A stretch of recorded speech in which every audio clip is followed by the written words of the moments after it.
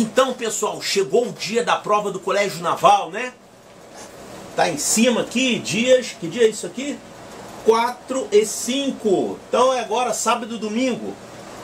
Então, antes de mais nada, antes de qualquer assunto, vai lá no site da diretoria de ensino, que tem duas informações importantes ali, que estão postadas desde o dia 23 de maio.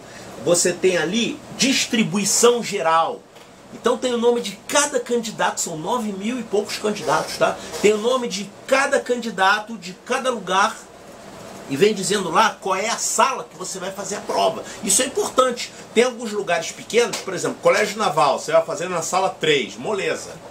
Eu não sei quantas salas eles estão utilizando lá, mas não é muita gente. Agora, no Rio de Janeiro, são 4.000 pessoas, 4.400 pessoas, então eles usam várias salas. Então você tem que ir, vai lá, procura seu nome, o número de inscrição e vê lá qual é o número da sala que você vai fazer. Você não vai chegar lá no CA, onde vão mais de 4.000 pessoas, para ficar lá antes da prova. Moço, onde é que é minha sala? Não pode isso. Então você tem que ir lá já ir na mosca para não perder tempo. Então vai lá e veja qual é a sala onde você vai fazer a prova. E você tem ali instruções aos candidatos. Veja lá, porque está falando sobre o horário, está falando sobre material que você vai levar. Você só pode levar caneta, um lápis. E fala sobre, lembra a identidade. Então, leia esses dois documentos que estão lá no site da diretoria de ensino, tá? Não deixe de ler isso aí para você não perder tempo. Alguns perguntaram assim, Laércio, é verdade que você fez colégio naval e tal? Eu fiz colégio naval já há muitos anos. Eu fui da turma de 76. Vou até botar uma foto aí.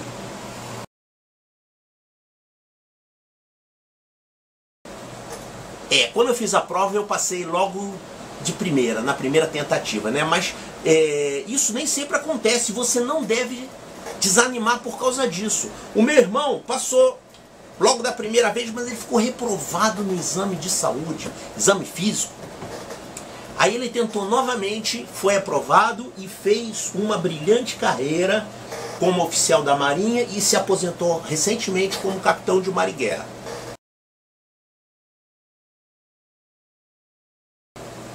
O meu filho, quando tentou da primeira vez, ele não passou, chorou muito e tal, brincadeira. Mas ele não desistiu, continuou tentando e depois ele fez prova direto para a Escola Naval. E hoje ele está lá no 2º ano da Escola Naval, feliz da vida.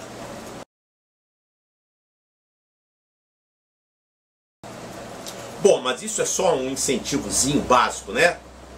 Só para quebrar o gelo. Vamos falar o que interessa. Olha, eu deverei estar lá nos portões, na entrada do CAA no Rio de Janeiro, para dar lá uma boa sorte final para vocês. Só que eu tenho uma viagem, eu tenho que estar retornando dessa viagem. Eu vou confirmar ainda, mas é quase certo que eu vou estar lá no horário ali para dar uma boa sorte para vocês, tá?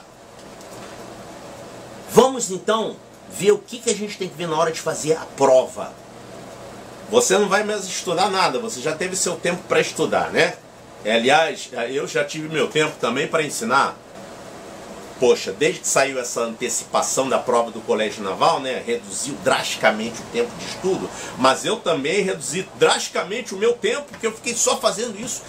Nós preparamos aqui cerca de 40 horas de aula de álgebra, ensinando tudo e resolvendo questões do Colégio Naval também. Nós resolvemos toda a prova de 2015, 2014, 2013, 2012 não foi toda, tá? Foi até a questão 14.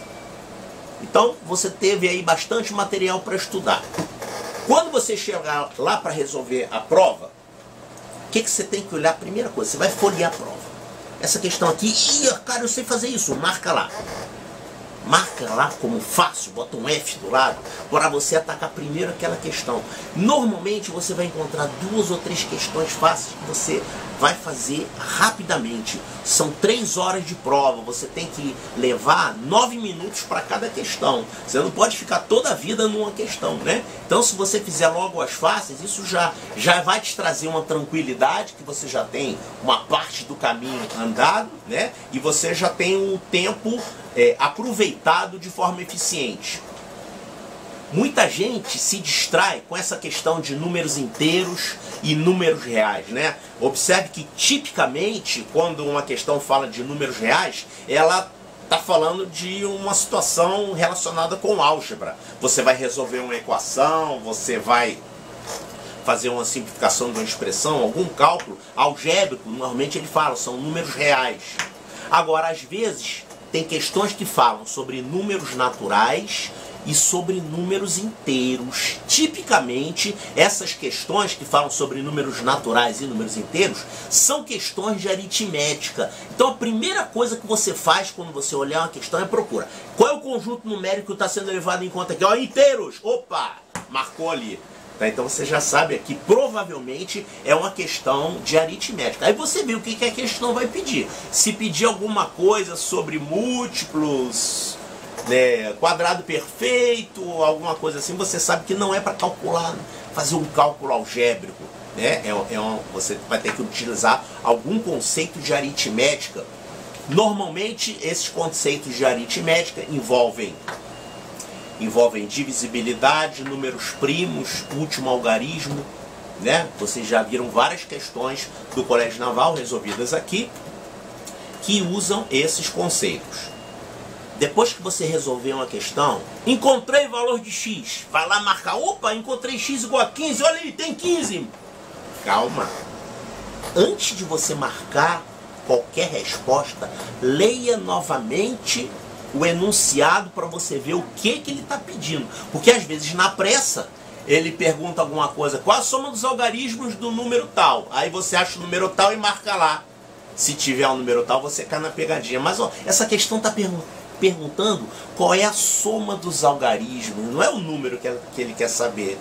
Então presta muita atenção nisso. Acostume-se a ler novamente o enunciado, ou pelo menos a pergunta que o problema faz, antes de responder, porque tem pegadinha em cima disso, tá? Não esqueça que uma questão que fala sobre números inteiros, ela fala dos positivos e dos negativos, tá? Isso é uma pegadinha bastante comum. Por exemplo, números divisores de um número inteiro, né? Então, tantos divisores. Você sabe que se está falando sobre número inteiro, então tem os positivos e tem os negativos. E muitas vezes o pessoal esquece disso na hora de resolver e conta só com os positivos. Então, presta atenção nisso daí, tá? Às vezes tem pegadinha com isso. Olha, são 3 horas, você tem que resolver 20 questões. Isso dá 9 minutos por questão. Agora, a esmagadora maioria das pessoas não consegue resolver a prova toda. Pô, se você consegue resolver a prova toda, você pode se considerar muito feliz, tá? Mas a esmagadora maioria não faz tudo.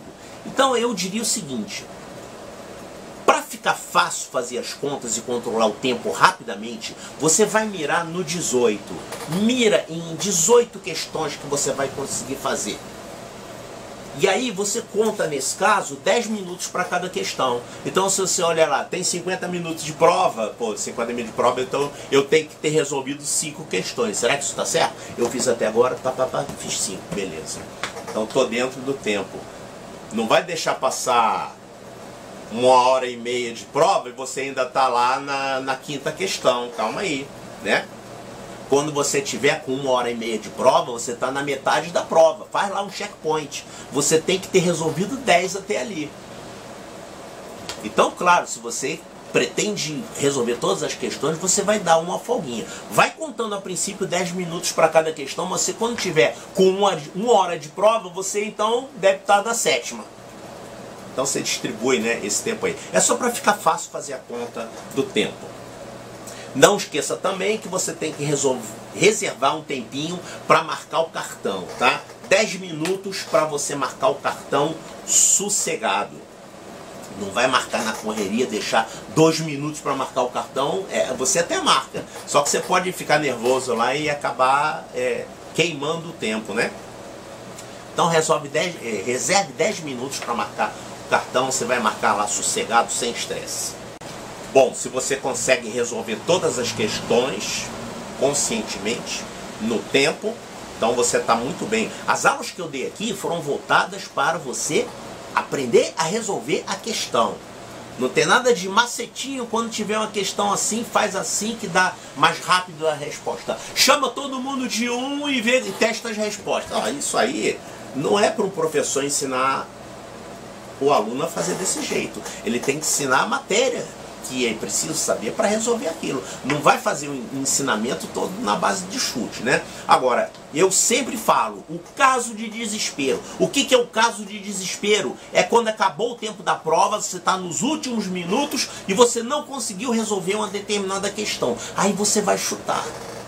Você e todo mundo.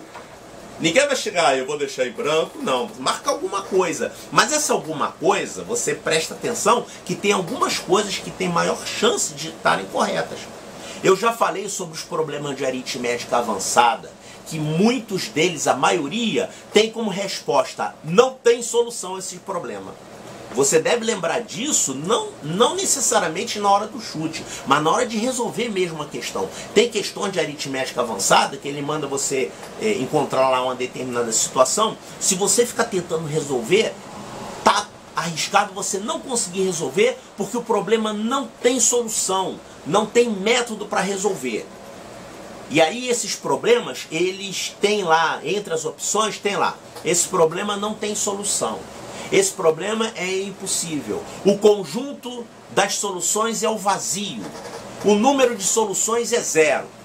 Então, quando você encontra isso, você deve desconfiar que esse é o caminho.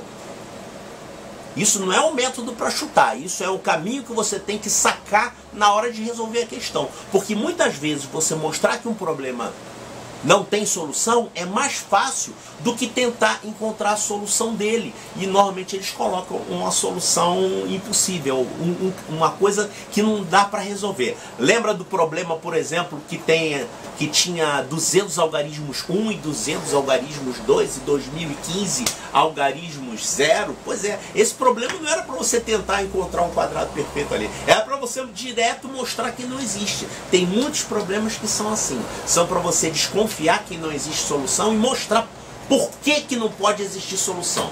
Porque os múltiplos não estão batendo, que o último algarismo não dá certo, alguma coisa assim. Outro detalhe que eu nunca falei aqui, mas os professores falam isso nos cursinhos, tá?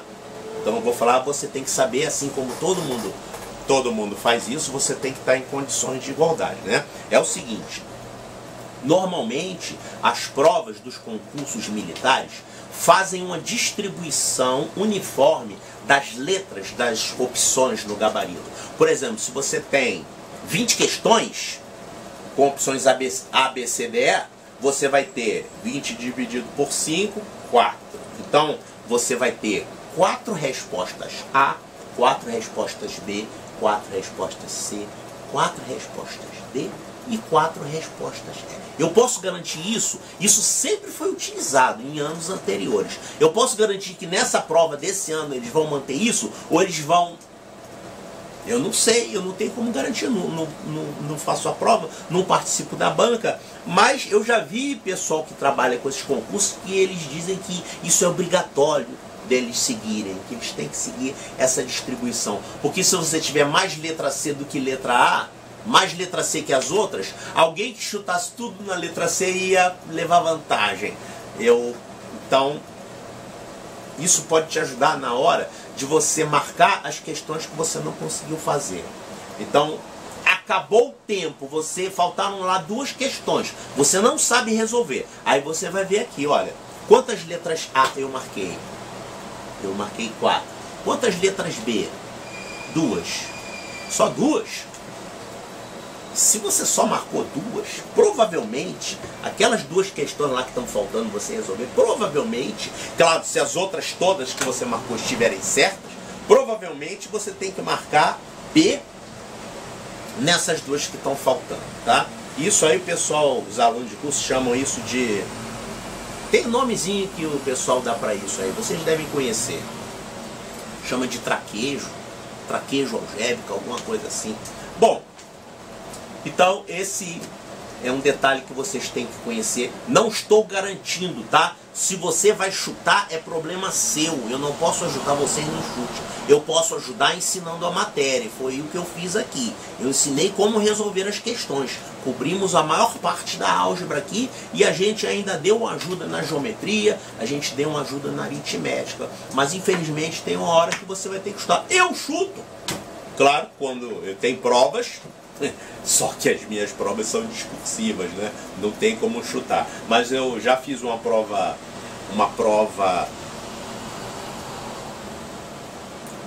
de objetiva há uns 2 anos atrás e chegou uma hora lá que eu tive que chutar porque o tempo acabou, faltava